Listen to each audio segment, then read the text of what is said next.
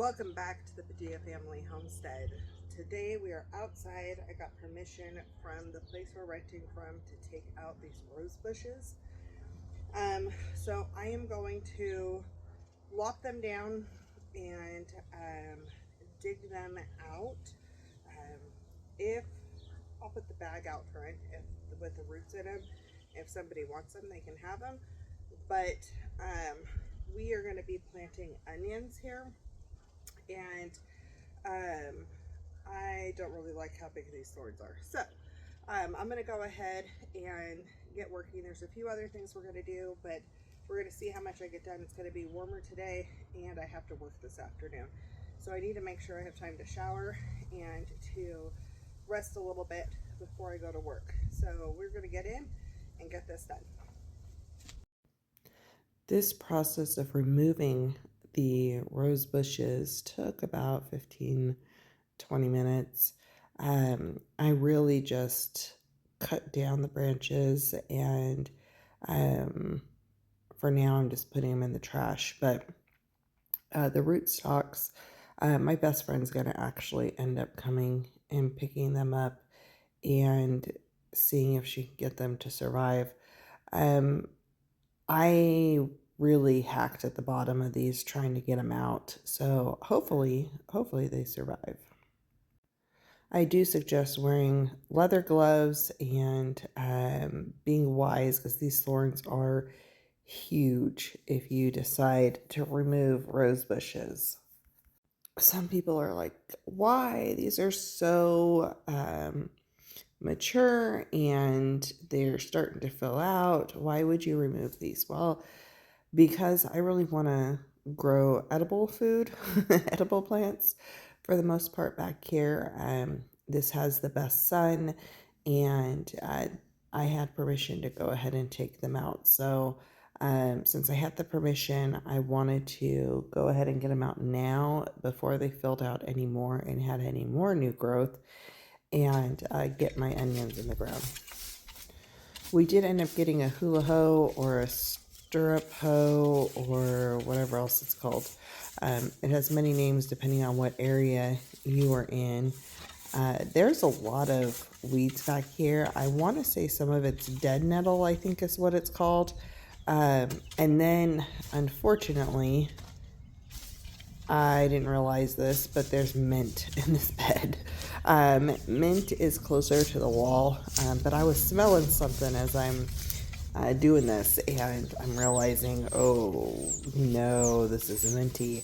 And so I was going to put the onions a little further apart and closer to the wall, and I changed my mind on that because the section closer to the wall is where all the mint is right now.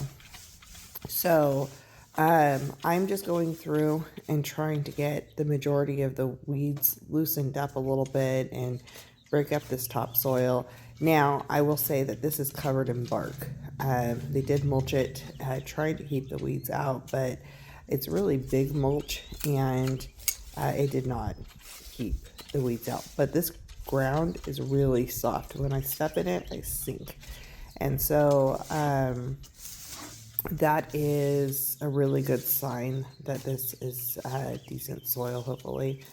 And these plants looked healthier, which is another good sign. So I will end up fertilizing in here. I know roses like more acidic soil, so onions grow really well with roses, so that's a good thing. But I will be going through this and fertilizing and so forth. I just did not have time this day. So I'm going to start digging around these rose bushes, and I will tell you what, the roots on these things are ridiculously massive in sections. So this took me shoveling and trying to lift things, but then I also needed to get the big pruning shears out and really chop at some of these base taproots. I tried to give some length on them for my friend, but originally it was going to be for whoever, but for my friend. And allow these to have some hope of living again. The other thing I would suggest is if you're going to be removing rose bushes is to be wearing boots, because these bases have a lot of thorns too, and I was able to use my feet to kind of push things over and so forth.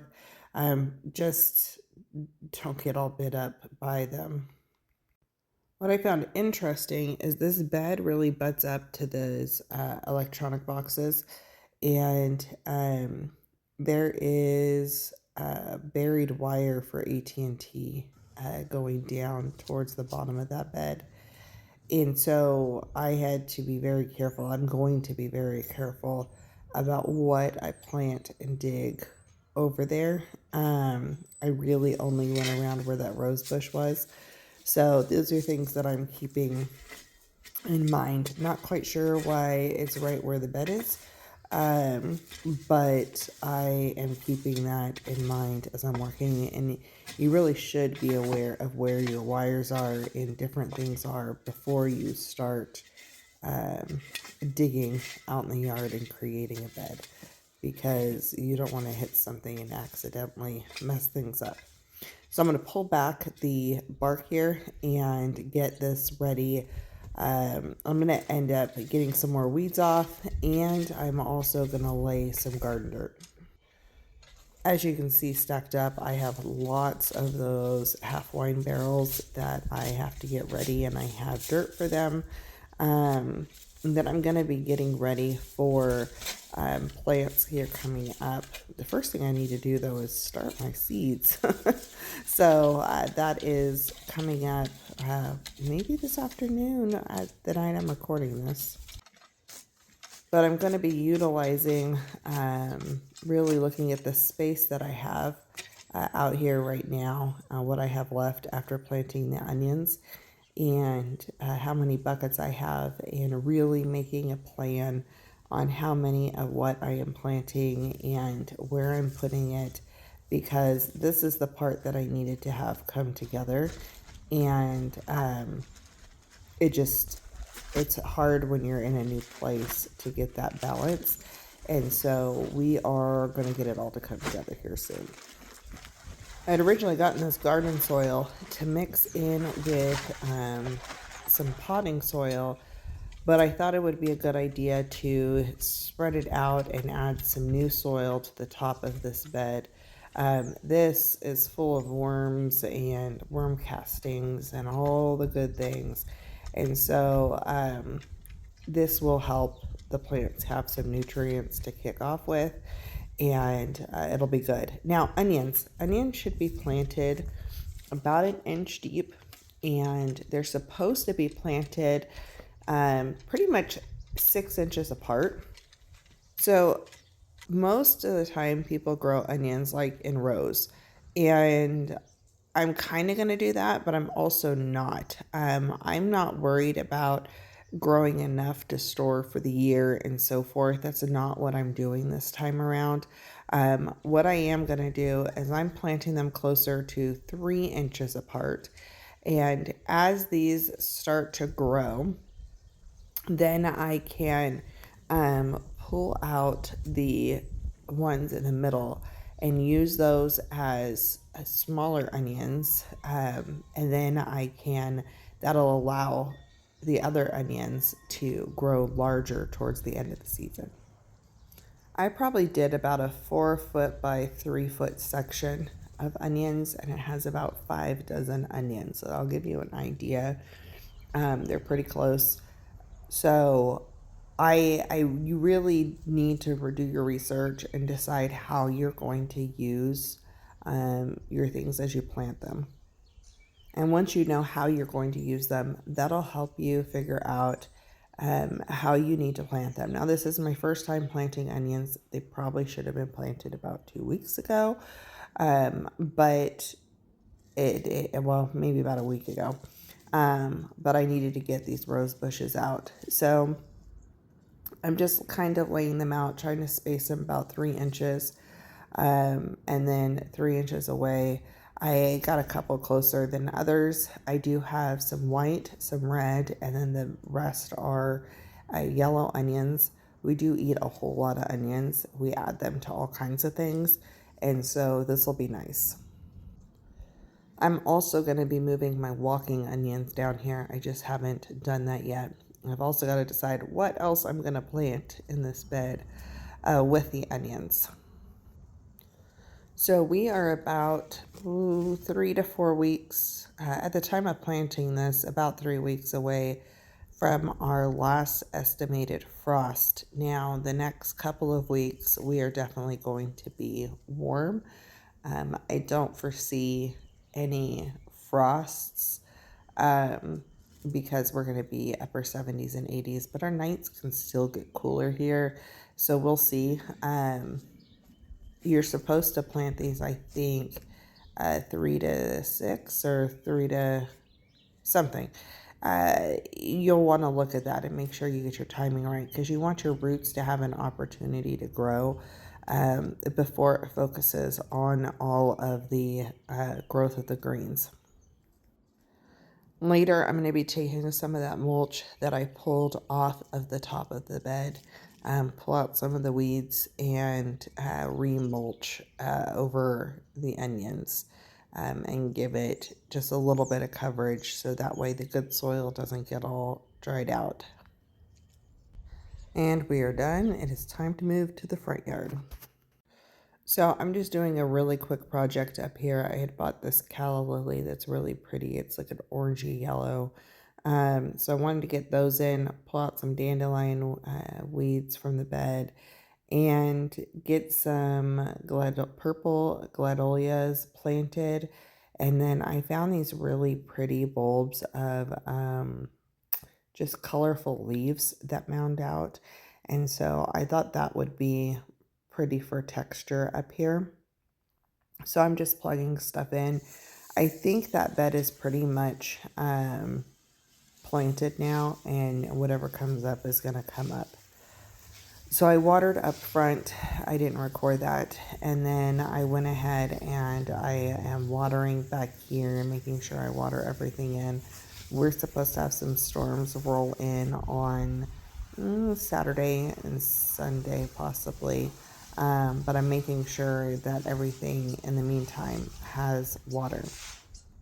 The asparagus is doing great, which is awesome. I don't think as many of the strawberries as I had hoped had survived. I don't think the majority of them survived. And I think there's multiple reasons for that. I really didn't water these towers at my friend's house very much, and so they kind of got neglected. They had some dog poop flown into them, so that might have burned a few of them. Just there were just some things, and so I actually have a few more strawberry starts coming in to fill in some holes on the tower that I'm at right this second on this video, because I want that to be pretty much a strawberry tower. I do need to replace the kales and the cabbages and things like that. So I have some things I need to get started and get going on. But everything's coming together. It's slowly but surely. Okay, so we are done for the day.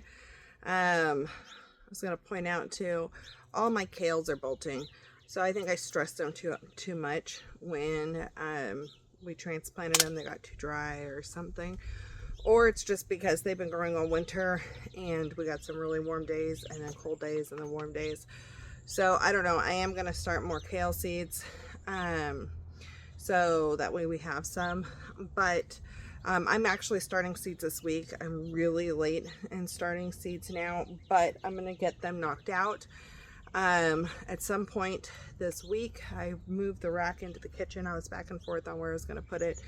So I moved the rack into the kitchen, and I will be sharing that process later this week. But we got onions planted, we got gladolias, and the colorful leaves, I don't remember what they're called. See, what are they called? Callidium.